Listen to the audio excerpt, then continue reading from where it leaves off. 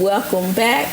And now we have our next wonderful therapist, Miss Nieema, is here to give us love and again hit on this topic because we as people of color must be aware. Like sometimes we got high blood pressure, low blood pressure, cholesterol. They claiming everything these days. Stop claiming that stuff. Eat better. But anyway, we'll do that another time. I won't give y'all that today. However, we will talk about different people who are available for you. And this lovely lady can help us with a whole family, correct? Help me here. That's Tell correct. me your specialties are. My name is Nieema Mahdi. I am a licensed marriage and family therapist. Marriage and family therapist. So we need that. Yeah. So, what that means is because usually when people hear the title, they think you're just a marriage counselor. Oh, boy. I remember my mom said, why you want to do that? But it really encases the family as a system. Okay. Right? Okay. And so marriage and family therapy means that I get the pleasure to sit with individuals or couples or parent and child or siblings or a whole family system. I had one time I had family therapy with 9 family members, adults. And it was very, very interesting, but it was very, very rewarding. Because especially in the African American community, reconciliation is not something that is often fully produced. It doesn't come fully to term. We know how to fall out with one another, and we know how to so-called get over it, right? And then deal with one another at the next holiday. But reconciliation has the ability to really, really allow that bent up energy to be released. Yes. And that can be positive on so many levels, not just a person individually in their mind or their relationship, but also in their body. Oh, yes. We're walking around quite angry. Yes. And anger turns into acid. Yes. It's arthritic. Yeah. Mentally arthritic, physically arthritic, right? Yeah. And it begins to contour a lot of our choices. So I don't want to go on a tangent, but a lot of unresolved things tend to also generationally impact our family systems. Yes. And so you will find that other roles in the relationships will take on mama and them and auntie and them and uncle and them problems and play those things out. Yes. It kind of shapes how you are thinking and being in the world or thinking about relationships. That leads me to talk about the science of relationships. In marriage and family therapy, we focus on the relationship as a dynamic. So folks think that when you come to a therapist, a psychotherapist, you're going to get up in my head. I don't want you in my head. And especially us, because we have to protect what's in our head. That's all we got left at the end of the day. I don't know, you don't be looking in my eyes too deeply. However, it's not just that at all, but it's also learning how to relate to your own thoughts and feelings, emotions, and behavior. And recognize them and identifying them and acknowledging, because we can't acknowledge my stuff. I acknowledge your stuff. I ain't acknowledging my stuff. And and people don't even hear. I was just talking. I just talking to my dad. Y'all know he gonna talk about it. He gonna say all kinds of stuff. And I was like, well, bring him to the show and we can talk together. Are you kidding me? Marriage and family therapist. We'll do that. We gotta trick him here though. Okay. So then I said, he was saying something. I said, and I acknowledge, whatever. So and can I say he couldn't hear it at all? So we can't even hear because we're so accustomed to, just throwing it out that when someone does go ahead and try to do something, a lot of times we're not even going to pay attention to that. We're just going to, gloss over and keep doing, because I found, so this is what I've come to. I'm not the therapist, but I've been watching, so I don't know. I left this part out. I work in a funeral home. So I've worked in a funeral home for a long time, and I see grief. Grief is not something that we're accustomed to dealing with. So it's easier to do anger. So I see people always like, why are everybody so mad at a funeral? That's an easier emotion. That's something that I know. I can grab onto this. I'm comfortable with anger. I ain't comfortable with grief, So I personally believe that a lot of the bad reputation that funerals get for bringing out bad stuff or whatever they say about it, it really is just unidentified grief or misused or wherever it is. It's grief coming through in all kinds of ways a lot of times. Well, in important life events such as death becomes a physical portal for an emotional and a relational existence of something that's been lost over periods of time. A lot of times when you have someone in the family system who passes away, then all of the issues within the family dynamic, whoever is having an issue with who, or whoever has had a role, and however they have been affected by the person that's lost, everyone's loss is separate and different. Yes. It's different. But this death event becomes like a portal for those emotions that may flow through consciously and unconsciously, right? Or kind of you let what you held. I remember a friend said, my mom dead now, so I'm gonna have this straight talk now. She's deciding to hold back in respect for her mom. Exactly. But it's also that, to be fair, we've been a reactive people because we've had to react to the trauma that we have been in. We have not had the opportunity to grow like other flowers in their own garden. So when you have to grow through life experiences such as development, family systems, launching in the world, having families, cultivating relationships, recovering from things, going through things, and then marriage, life and death, we become very reactive, and we have been, and if we can notice that. Right, so that's one thing, awareness. Yeah, for sure. But in the community that we are in, Black community, oftentimes we've had to notice things by it's your fault. Right. Definitely. And if it's not your fault, it's my responsibility. So there's a different point of view. Sometimes, because you are the one who's changing the dynamics of a family, is a lot on your shoulders. You never want to do anything wrong as a parent. Right. But parenting is not easy. You're going to learn on the go through the mistake, right? Being a child, that's not easy. At all. Right? Because, you are spoken to as if you should know how to live on this earth. And you've only been here 12 years. Exactly. Right? And the folks that are raising you been here a little bit longer, and they don't know how to live here either. And it's new stuff, and they don't know what that stuff is, and you trying to tell them we're not listening to that stuff. So everybody's become very defensive. Yes. And so the grief doesn't just start at the funeral. The grief starts at the I don't know how to address or deal with or manage. I don't have enough information, and information has been kept away from us. And that's so we don't know what we don't know. That is. And when we bump into knowledge, sometimes the knowledge becomes grievous to us too. Yeah. And then there's those different stages. So I can say when my grandmother transitioned, before she transitioned, there were different stages. And for me, each one of those stages was a grief stage. You know what I mean? I went from talking to her every day, and now I don't get to talk to her every day anymore. So for me, every day of my life, for my existence, I talk to my grandmom. Now, I don't get to talk to my grandmom. So that was a stage that was a part of grief. So when she passed, it was a different part of grief, but I had been through all these different stages through her decline, and as the relationship had to change, And that's another thing, that gets taken away from us, right? Conceptualizing things is the way we learn. How do we conceptualize? And then we relate through those perception and concepts. And then to lose that, it's like, how do I relate now? Right. So grief takes on different kinds of expression. Sometimes it's anger, sometimes it's sadness, sometimes it's bargaining. What could I have done? Did sometimes it's just denial. Right. Denial is shock.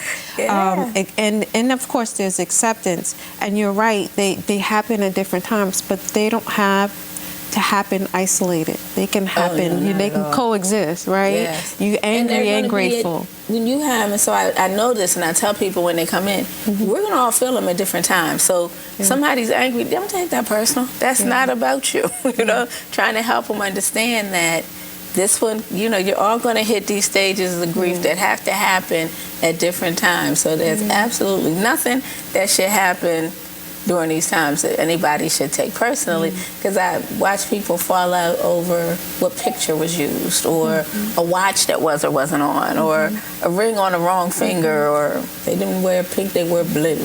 You know, and it's like, what? When would that break up a family for years? Guess what? Sometimes little things, because we are just so sensitive at that time, we're not accustomed to this, so we don't know what we're doing, how we're feeling. In grief counseling, we don't do any grief counseling. So, you know, just to be fair to our community, there's so many of the things that we are now walking around with professional titles and roles with in the world that we have been doing without professional titles, but we have been ordained by the Creator to have, right? So we have been ministry. We have been lawyers. We have been a doctor. We have been a nurse. We have been the marketer. We have been everything that we may sit with another who has so-called credentials of the world to do. No disrespect to that, because I have them too, right? But the degrees of understanding and experience and expression and our ability to heal transcends that. And, you know, based on, you know, your life experience and the things that you are passionate about, I think we're here as, you know, that balm to help others in the way that we can. And learning how to do that is something that you have to be very observant of, willing to do. And you must first do it with yourself. You must be your first and only client, like at the base level, continually for the rest of your life, right? And then you must open up yourself to receiving as much as you try to give. That's also another thing in our community, is that we're caregivers and we're caring outside ourselves, missing the opportunity to know that our care is toward the self that's inside. There's a relationship there too. So this is new. I've been loving now, so it's like somebody told me, Kim, you can go out on a date with yourself. I was like, I can take me out for a date. What? It depends on who you think you're taking out. And if she deserves it. That's right. Are you kidding me? She wants some good. She might even get to have some sweet. I like sweets. So I might get to have some sweets along with everything. But no, really just, so with all of that, I can say I'm much more mature than I would have liked to have been when I understood what, sorry about that, we're dinging and I wanted to know what to do. Then that means that you're right in sync. Whatever you're about to say needs to be said. That we understanding that I can love me, and that this self-love is okay, because I've been, you know, giving and mothering and loving and on everybody but Kim. And so now this whole concept that I'm taking time for me now has really been freeing. It really has. It has taken me to a new space of self, you know, of understanding Kim.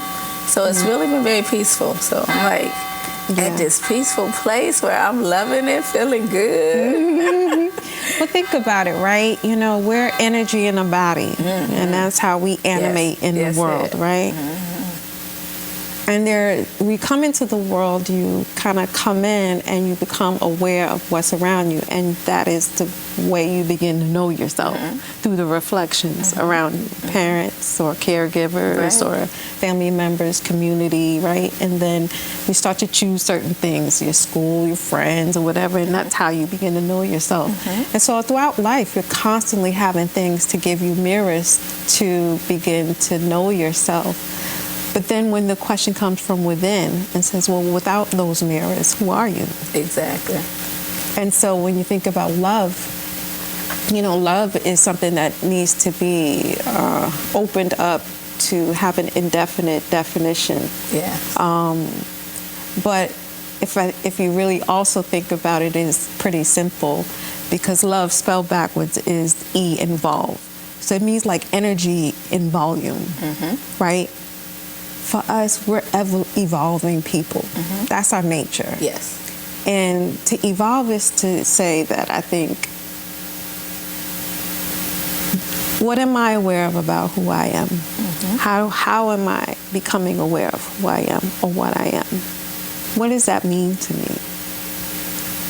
And how can I be with that? How can I create from that? And it becomes an ongoing, purposeful, curious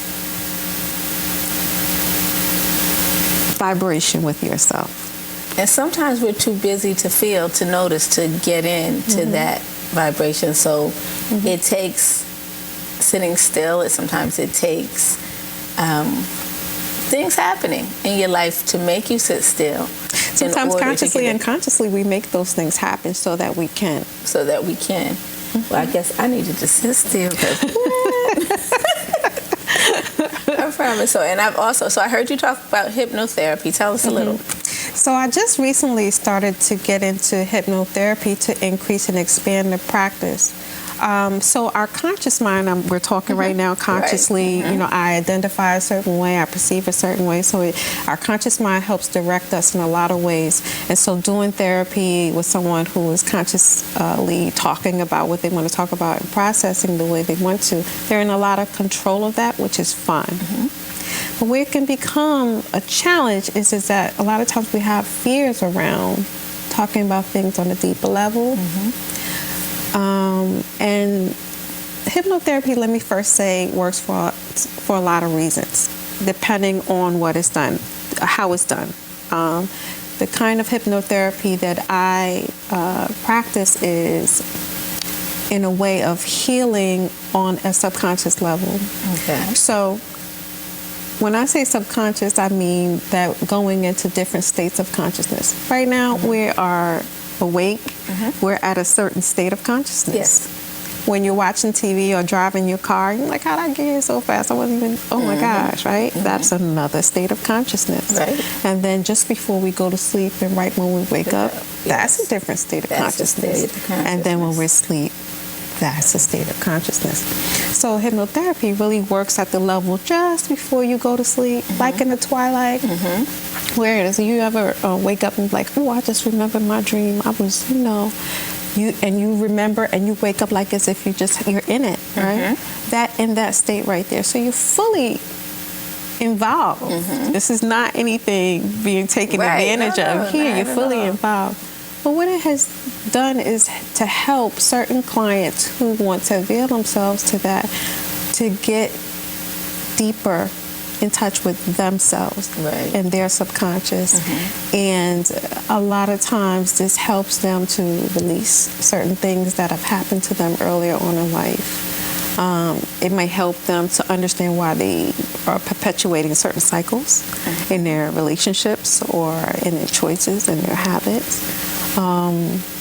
It has a lot of advantages, even healing the body, right? I have seen certain clients, have pain and chronic issues, and they want to know why.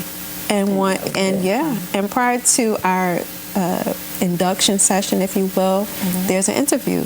And so one of my questions is, what do you want to most achieve in having this experience? And they have a lot of things that they want to achieve, whether it be understanding their relationship and wondering why their health is, what it is, working through what they believe to be an experience in a past life or a dream that they keep having, all kinds of things. So now, do they remember? Do you remember? So you're in that subconscious state, and we go through everything, and we finish. And so, do I know whatever I just went through? Can I feel it? Well, Yes. Yeah. It seems like one of those double yeses. Yeah, it's like a yes, and I don't want to answer that question with a yes and no. I don't think that's fair. So one of the things about this type of therapy as well is that I record it audibly, so that because the healing continues to happen as you listen to the session. It is recommended that you listen to the session, not while you're driving, but listen to the session in the evening, because the things you hear your own self say become therapeutic for you, because this is the self that talks to you regularly, right?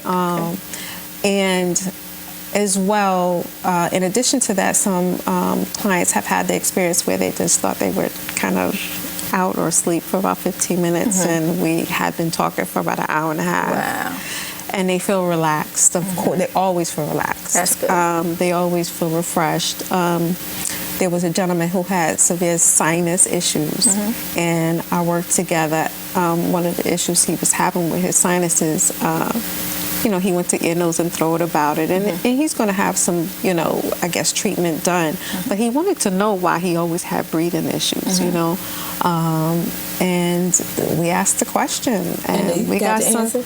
We got some insights that he was able to put into practice in his life. The gentleman was hypnotized, and he found his hypnotherapy. Hypnotherapy. I want to say it right here. Right? Hypnotherapy, and he found that the mind had affected the physical? Absolutely. In some of his own processing work, he realized, that he was in his own way. I think on some subconscious level, we always know the answer, but we just need to be convinced of it. And that's also interesting because, especially Black people in America, our sight and our insight has been blocked, right? And we've been suggested outside our own knowing, right? And so sometimes we need a little convincing from, come on, God, point it all the way out to me, make it plain. So a lot of times the body helps. The body helps right away to do that, by the way. The body and the mind are not separate. We're dealing with heaven and earth. That's it. The mind is heaven. That's it. Earth is the body. That's it. And between that is this negotiator. That's it. Right? And so, the thoughts and the feelings and experiences that gets processed in our mind is also processed in our body. That's why when we feel joy or we capture something that's a precious moment for us, you can get the truth bumps, you can get the, or if you feel fear, you feel it in your body somewhere, right? And that you should pay attention to that feeling. That gut feeling is real. Oh, yeah. And when you get it, if it says move, move. If it says go around the corner, go. Yeah, but half of what's messing up our gut intuition is our gut. Yeah, what's in our gut, and the fact sometimes we don't even know. So I remember back in the days you watched the Chinese conflicts. I don't know if you the fights. What was the kung fu fights? I'm sorry.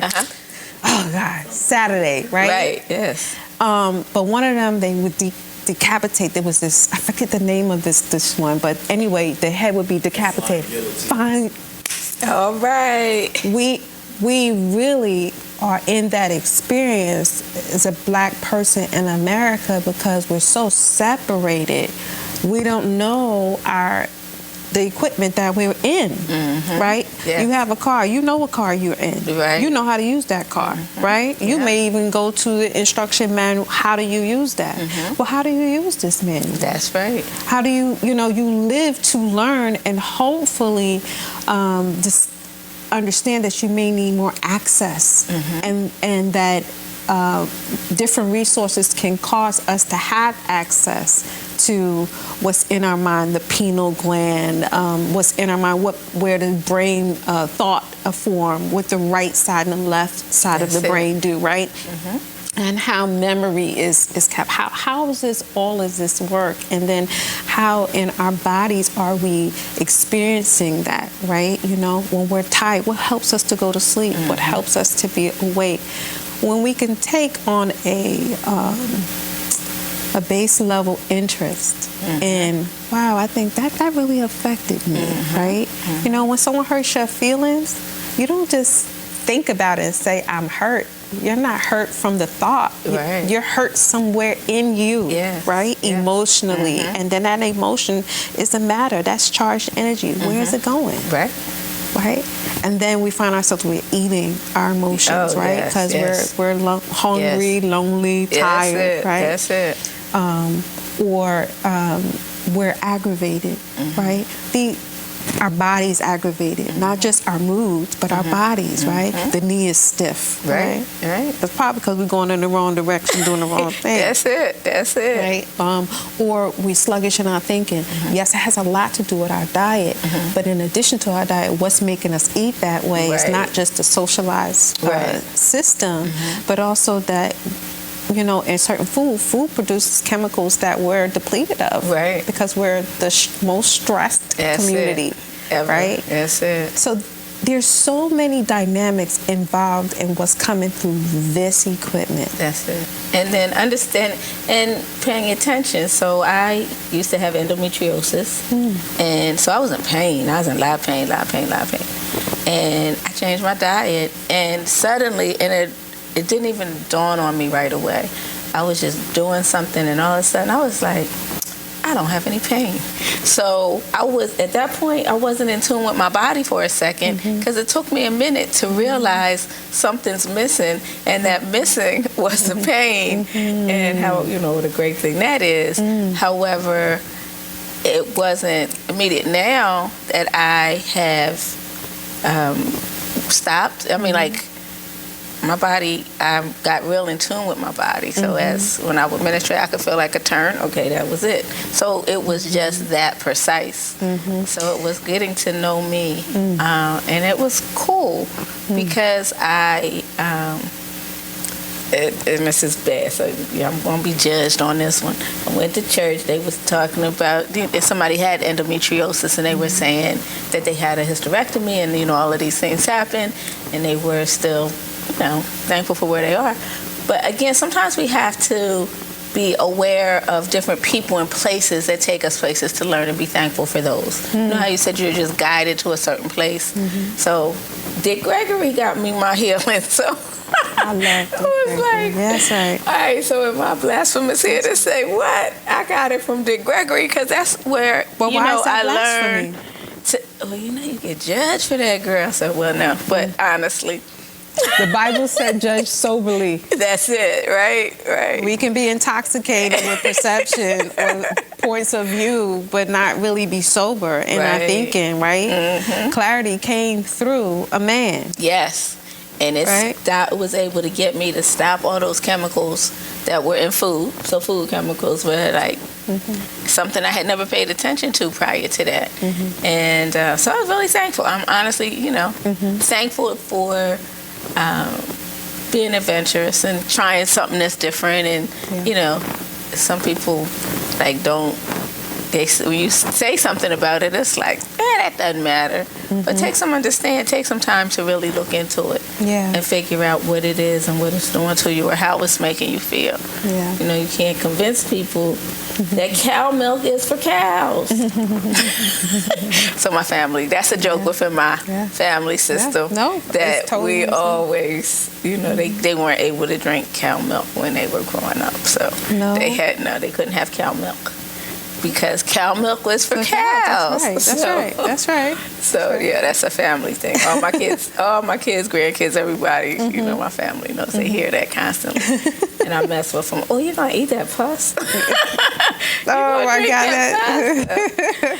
And we can thank A.O.B for that, because he helped us, you know, understand part of that as well. I mean, I've been doing the cow milk part for a long time, but just hidden in that other section was really good. And I think it comes down to just what you're saying. So getting in touch with your body, knowing who you are, having your brain clear. Like, oh my gosh. We are living a phenomenal experience here on the planet, right? Yes. And so everything could be considered that. And when you could take it like that, you may not be internalize everything as the trauma. Now, we do experience some trauma and some terror, right? But we also have to learn how do I be healed? Right. What does healed look like? Yes. Right? Our society works on the premise that you can cope. Right. Yes. And there are times when we need that's to. Right. Everything's a coping mechanism, not a healing, right? There are times when we do need to cope. And there are times when our coping mechanisms need to be renewed, revised, and and then there are other times when we can get beyond that and get into the consciousness that your body is a healing machine. Yes. Right? Your mind, you can heal yourself. Right? And maybe this is not the best example, but you ever see somebody in your community or your family? I know I have several. I have been them myself. But you're not feeling good, totally sick. But let you get a nice check in the mail or something. Somebody ring your door, suddenly, what? Sick or not, you doing and motivated to do. That is to say that we are coming into the day with so many stressors. Yes. Compounded. Yes. Compounded. And when we get relief. Yeah. Right. So that means that we need to be able to be relieved. And when we are relieved, our mood changes, our energy level comes up. You just work 2 and 3 and 4 jobs or whatever, but your energy comes up. That's right. Your spirit comes up. Oh, okay. So that means that we're spirit. All day. That's an energy. We're mental. That's an energy. Physical. That's it. That's an energy. And in those spheres, there's dynamics of us. And we're in a battle trying to, one, learn and understand them. But it's hard to do that when you're trying to survive through each one of those spheres. Right. How do I spiritually deal with this, emotionally deal with this, mentally deal with this, physically deal with this? So the hypnotherapy kind of can help you just relax enough to deal, or is it a relaxing spot, or what is it that in hypnotherapy helps you heal? Hypnotherapy, I want to say one thing about traditional therapy and talk therapy is great also. Yes, right? It is, the willingness, right? I am just excited about hypnotherapy. I've actually been doing acupuncture, so I'm so understand. I want to do different kind of things there are different types of hypnotherapy, and in this particular type of hypnotherapy, quantum healing hypnotherapy, it does allow you to learn to be more in touch with yourself and connect to your own healing, connect to what your higher beliefs are. And to get an opportunity to even see if some of your energy is traveling from generational stories, generational experiences, current trauma, past traumas, and in terms of what to do about my health. How do I know my body, right? I would not say hypnotherapy is anything magical, like I'm going to tell you something that you don't know. What's going to happen is you're going to reveal to yourself that which is what's inside of you. That makes sense. It allows a person to have the experience of meditation with someone there. I become the conduit to go in with you and ask the questions on your behalf. Right? So prior to a session, we would have a discussion. You would give me this list of questions and say, I want to know these things, right?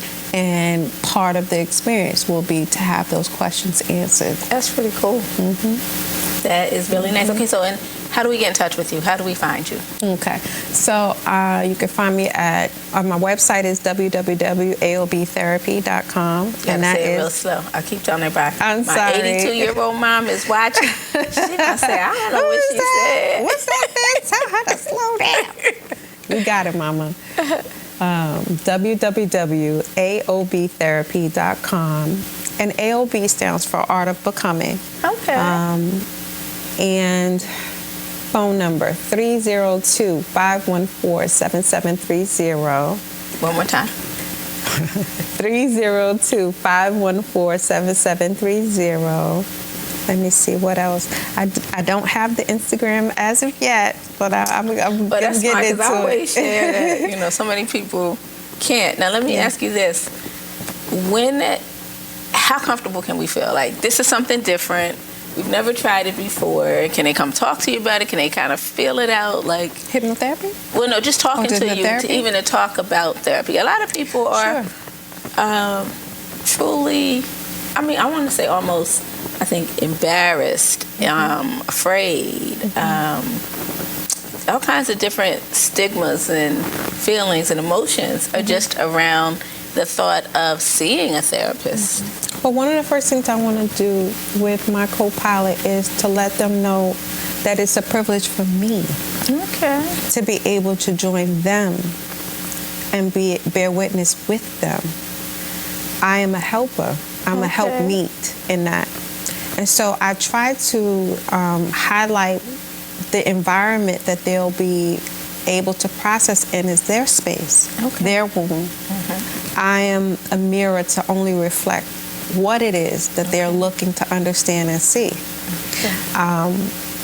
I try to serve as a way for clients to expand their viewpoint, to consider the large context, the full context. If we can get to the highest truth of the situation, they can get healing.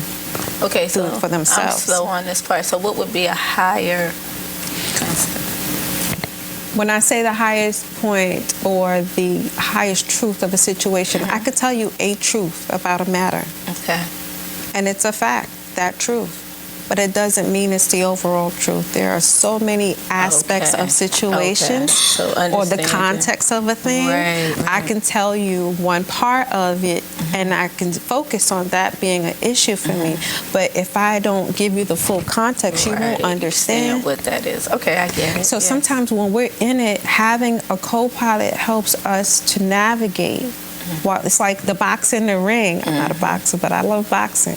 You know, the box in the ring, he's got his corner, letting them know, hey, work the jab. Hey, watch out for this. What's going on with you in there? You're in it.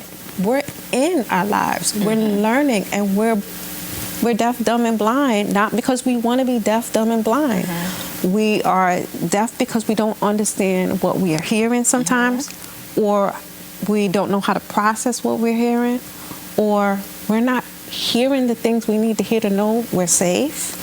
Right? Because there's a lot of things deafen you, right? Or we have to protect ourselves because of what's coming at us.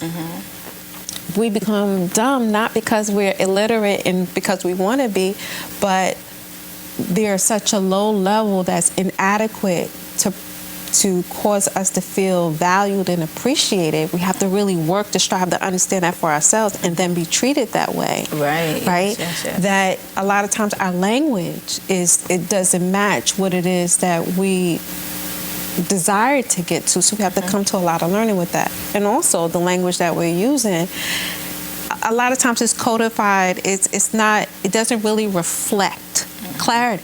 So a lot of times with clients, coming to the highest truth is clarifying certain words, right? Using certain tense. I had some clients, they will say, well, this is who I am, right? And they're really talking about who they had been. Because in a lot of ways, another way that they're talking is who they are now, who they want to become is a whole lot different. So just helping them to tense the things that they're saying, just really look at it as whether or not if it's truly sufficient for what it is that they want to get to. Clarifying some simple things like that, sobering up, really clarifying and clearing that everything we say and do is a thought that turns into a matter, turns into existence for us. Pay attention. Right? And that pay attention, and that's just another thing, the attention deficit disorder, on a neurological level, I'm not touching that. But we become all attention deficit because our attention has to be pulled in so many different directions. And also, earlier, as I was alluding to, the skill that comes, the art and the science that comes with relationships, with knowing yourself. You start out having no knowledge of self, and you have to overcome before you get to have a time where you could say, I'm going to get to know myself. That's true. And we're not, we don't get to do that. Which is why I like young people going away to someplace different, because then you can you're not expected to be anything. You can kind of find who you want to be in a new place. You get to discover yourself. Yeah, I think that's important. And then there's institutions, and I think that there are institutions and programs and people in the community. That's why our community is so important, right? Because we learn, sometimes you have those experiences. I've talked a lot about what we don't have, but I'm not a deficit perspective person. Yes. But what we do have, we have rich souls and rich experiences and rich spirits where when we share with one another and commune with one another, we get to enlighten ourselves through what someone has shared with us that clarifies something that we've never known, or gives us an experience of ourselves that we haven't had the opportunity to have. We are divine. For sure. Right? We may be fractured, but we are divine. Yes. And those fractured, like cracks in the mirrors, can be repaired. They can be healed. Right. And a lot of times they become healed like walking together. Right? Like us walking together, talking together, what we share with one another can heal. Yeah, definitely. Can heal. And it doesn't even have to be. So I was a part of a group where we walked separately because we're in different spots, but we talked on the phone while we walked together. And we were still together. We were holding ourselves accountable, and we still got to just commune, even though we were at a distance. So that intentional act together made a big difference for us. Let me ask you this. So how is it different when you have more than one person in the room? So when you're doing therapy and you have more than one person, it becomes a little bit of a challenge on if, well, let me see how I want to answer this. Polyphony. This means to be concerned with everyone in the room has a perspective and that holds energy. And to create an environment where you can embody that our energy does not have to compete. Right. Our energy does not have to sound the same.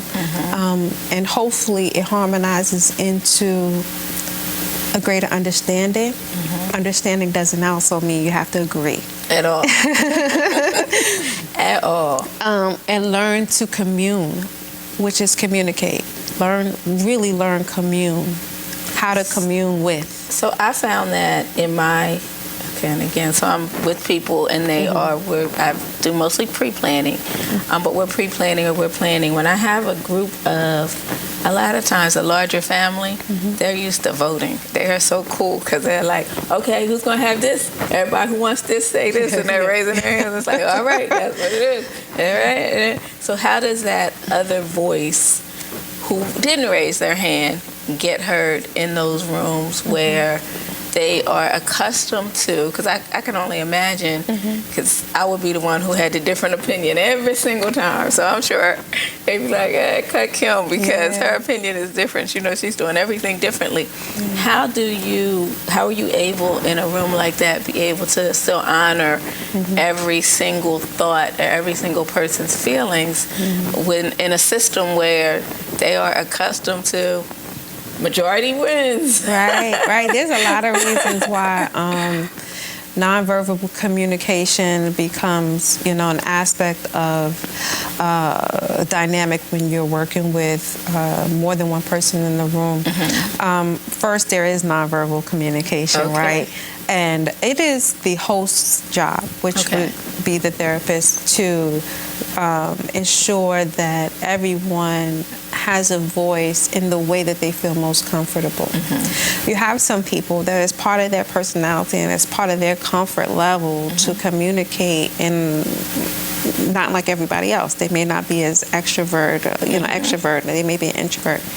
And the skill of the therapist and the ability to be able to join with each energy in the room. And it's possible, right? Just like you have a dinner party, you join with each individual in the room, right? You get to know them. And through curiosity, loving curiosity, the therapist can become aware of how to approach and open up an opportunity that they might share, or offer them a way that they might feel more comfortable to share, but that their opinion is valued and needed. Also, there's a lot of modeling that goes on in therapy to kind of begin to teach how to collectively share. Okay, so tell me what's modeling in therapy? Modeling in therapy is kind of like, what we're doing right now. We're having a great interview, a conversation, and there may be viewers who watch this, but this is dialogue, right? Mm-hmm. We're sharing, right? Yes. We're actively listening, actively communing around certain subject matters and being heard. Don't have to agree, right? Right? Bless you. Mm-hmm. And also validating and appreciating points of view that maybe you're unaware of or aware of. So that becomes a way that the therapist will begin to, as he or she listens, connects with the person that's speaking and helps others to also be aware how are they understanding that, right? So you begin to model how to have a conversation. I may ask a mother and a son. Son may be speaking to the mother about what it is he is feeling, right? Mm-hmm. And so my role might be, if needed, because not every situation needs it, might be to help her to be able to share with him what she heard. Okay. Right? And what that might mean for him. Mm-hmm. And then, kind of allow them to kind of learn active listening and sharing, and then how can we use that to evolve what it is the goal is. Okay. And that's really a big deal, modeling. Because a lot of times people will tell you what they don't know how to do, they never saw. Mm-hmm. My mom and them never did this. Right. My father and my mother never did this. I didn't come from that. Right. But we can tell you what we didn't come from. Mm-hmm. And know that because we didn't come from that, we don't have a habit formed to do that thing.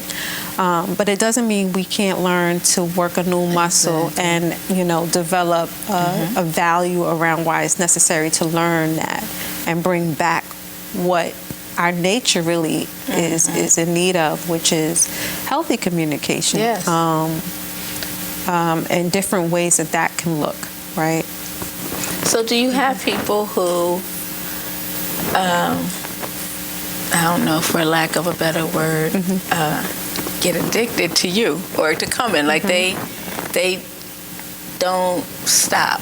Like this is, you become their new comfort level, or therapy becomes their new comfort level. Is that still progress in what we're doing, or how do you relate to that? That's an excellent question. I think in any dynamic, when a human being finds something that they have new access to themselves, they enjoy it so much, and they attach to that, and they may say it's because, that's my therapist, or my therapist, blah blah blah. Right. And while I do not mind getting a salute from my pilot as their co-pilot, I think it's very important that whether it's a therapist, your friend, your minister, or your teacher, or whoever is witnessing or there to guide you or mentoring you, or whatever it is that they're doing, that they reinforce that they are just a mirror. Okay. Yes. Reflecting what is in front of them. Yes. And so it is the client that is the excellence, that is the everything, and I am a conduit to show them back what it is. So when it is that they're able to experience some part of themselves, they know that they're always walking with that part of themselves, and they just need to be around other vessels that peer like-mindedness or allow them to have access to what's inside. So how do you handle that if it's your family? So how do you do that with someone? So you're in with the family and somebody's trying to grow, and family members think that's outside the family or it's different.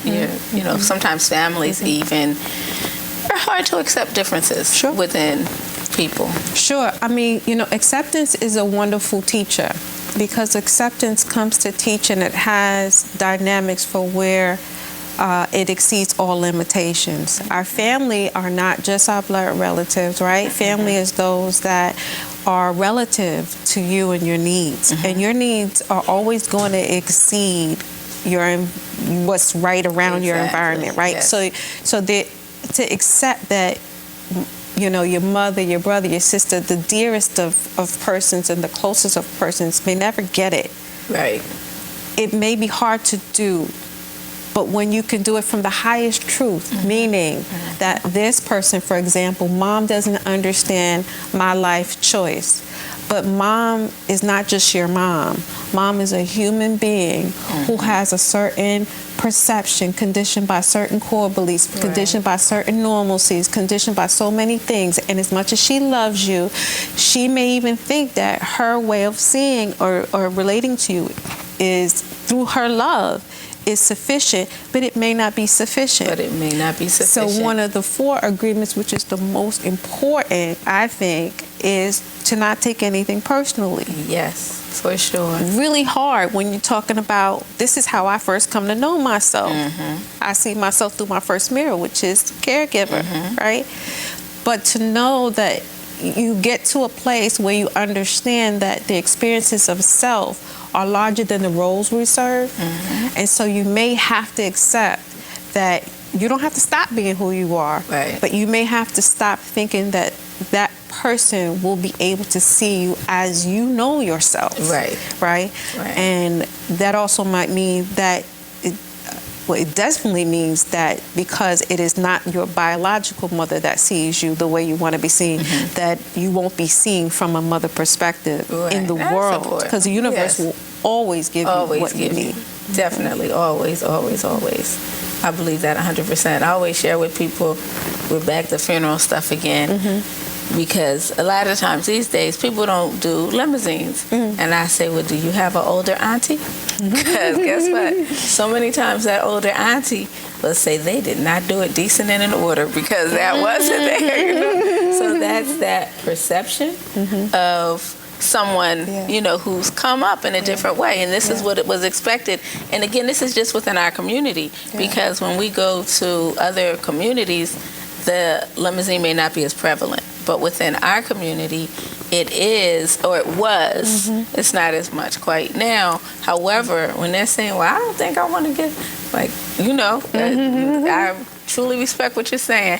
However, I want to make sure there's not, is there someone that you need to talk to? Because sometimes they're very offended. Do you believe they did not get us a limousine? How dare those kids? They did not do it decently. And here they felt that they did every single thing. And again, this is just another one of those times where something, just miscommunication, just different understandings of a lifetime and the values and whatever it is. And they change. Just by way of change itself, right? What was absolutely a staple at a time is no longer absolutely a staple. And it doesn't mean that one is any less important than the other. And I think in this case, when there are differences like that, seeking the highest truth means to accept that there are just differences. Yes. And it's just no better, no worse. No just better, differences. No better, no worse. And so let's just, understand it. We tie our feelings and our emotions to our beliefs. Yes. And we make the belief the God. Yes, definitely. So if anything doesn't come under our God of understanding, now our God of understanding, which is the belief. That's right. Which you and I might say we have the same belief. You should respect your mother. But that might look 2 different ways from each one of them, right? Ways. Yes, definitely. So there's going to be a misunderstanding. There's going to be misfortune in that relating and trying to understand that. So I think it's important for us, yes, we have feelings. Yes, we have emotion, but that's a gift. That gift. And to discern with that is to learn how to use the gift. Yes. And we don't come into the world with an inbuilt know how to use the gift of emotion. You learn how to work that on in life. Right, you learn that. And so we went to a play yesterday. I went with my mother and my 2 daughters. I was the only one that cried. I'm like, nobody else cried. But I heard a lady a couple seats back. She said she cried. I was like, okay, somebody else cried. So again, we all saw the same thing. We were at the same place and in one spot. I had to start wavering because it was emotional for me. But they probably, what is wrong with Kim? But you know what? Because someone doesn't have the tears to show you doesn't mean they didn't have the felt sense that you had. And because someone does have tears, you know, it doesn't mean that they should be. And in our community, whenever we have tears, we apologize. Yes. Right? Which we should disabuse ourselves from doing that. Okay. Because when the body matches the emotion Just and the mind, and they all align, all the gods are aligned. You let the body do what it need to do. You let the mind do what it need to do. Because a lot of times we can't show our true emotions, and so we have to be separate because we have to represent in the world. So we can't be. Yes. So when you have those emotions and those times, you know, you thank the heaven and earth for working in sync together. Also, but you don't judge what you don't see and you don't understand. But no, and you know what? I think just the opposite. We're still, for myself, even more critical of ourselves. Because my first thing, dang, it was only me. Right, you know what I mean? What am I too sensitive? Exactly. Right? Yes, right. yes. And you know, a lot of times we get told we're emotional, especially in our community, Black communities, because, you know, we've not had a terrifying time. Right. So we've had to respond to things with our emotion being an empowering way for us to deal, manage, you know, and construct things, but to develop our discernment and our logic and then find a way to harmonize those, because we also have become the opposite, too logical, too mental, and so that we can stay away from our emotions. Right. And we must stop being afraid of these capabilities within our system. We must learn, let them teach us, and with guidance. So that's where I come in, right? Okay. Sometimes you be like, tap me, hey, Miss Nieema Mahdi, you know, can you sit and journey with me? And absolutely. And my job is to keep you aware of the fact that you're safe and you have what's in you, you have enough in you to sort out anything that might come up, get unearthed, right? And that we can pull from whatever resources, core beliefs, family beliefs, strengths, even the problem, through the problem we can find. So how do you handle that in a marriage relationship where you have just a, you know, I don't know if you... Marriages are tough. Marriages are tough, especially in a world that has constructed such a, I want to say this nicely, done not a great job about constructing what a healthy dynamic between two people in a marriage should look like. There are these constructs, and then folks kind of show up in the construct, but they don't know how to do the science of relationship. Marriage is hard in terms of therapy, but it's the most beautiful thing and the most rewarding thing, because you have two different people. They're trying to, and they want to figure out how to be together, and they don't want to be as bitter and combative as they become.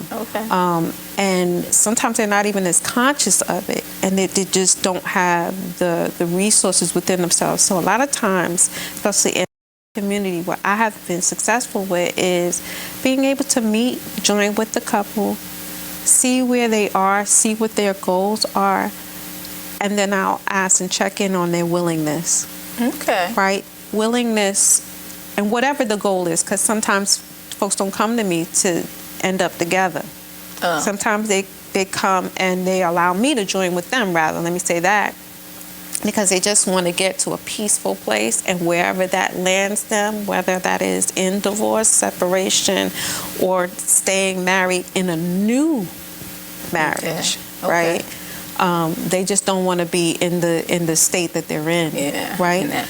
And so it I can't tell you this is the way that it goes in every session, but my initially is just joining with the couple and seeing what their goals are, seeing where the injuries have been, talking about the injuries. So there's a period of sessions where we're talking about the injuries. You know, we're taking an assessment. We're gonna have to do a whole show just on this relationship thing, because I think we are out of time, and I'm very curious to that, because you have two people who've been, you know, at some point you got married, you were in love, right? So what transpires? What happens? And was that always there? Are we seeing different things? What goes on in those kind of things with those relationships? But guess what? I think we're out of time, so you're going to have to come back. Okay. You going to come back? Yes, absolutely. All right. She's going to come back, everybody. So we're going to find out just more about that side of it, because I think that's important as well. Yes. All right. Thank you so much Thank for you coming for having me. and sharing and giving us all this good energy. I feel it. All right. And thank everybody out there for watching and praying you can feel that good energy. All right. All right. Thanks so much, and we will see you next time.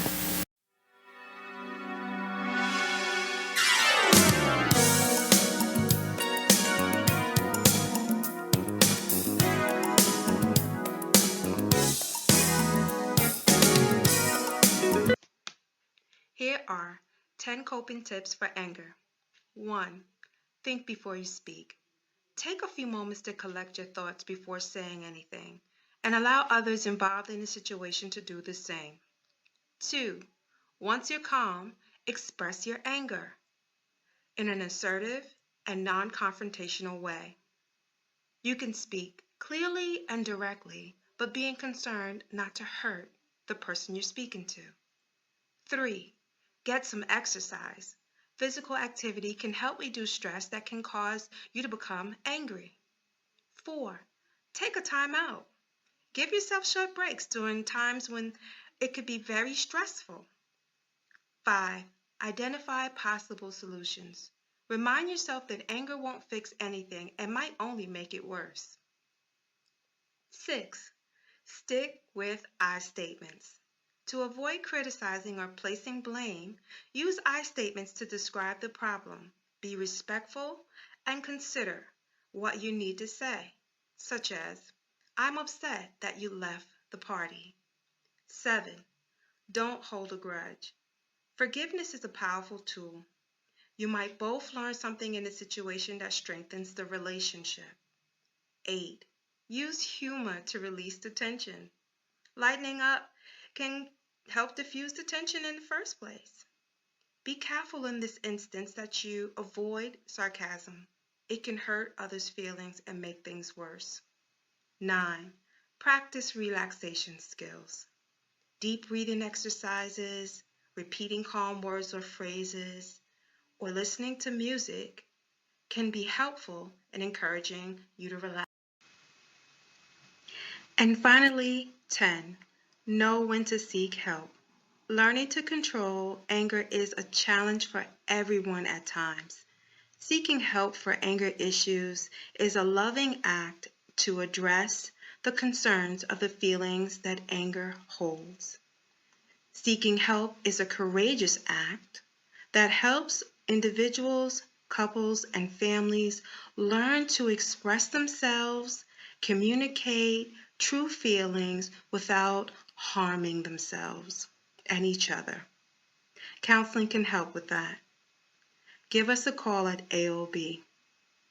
302-514-7730. We look forward to hearing from you.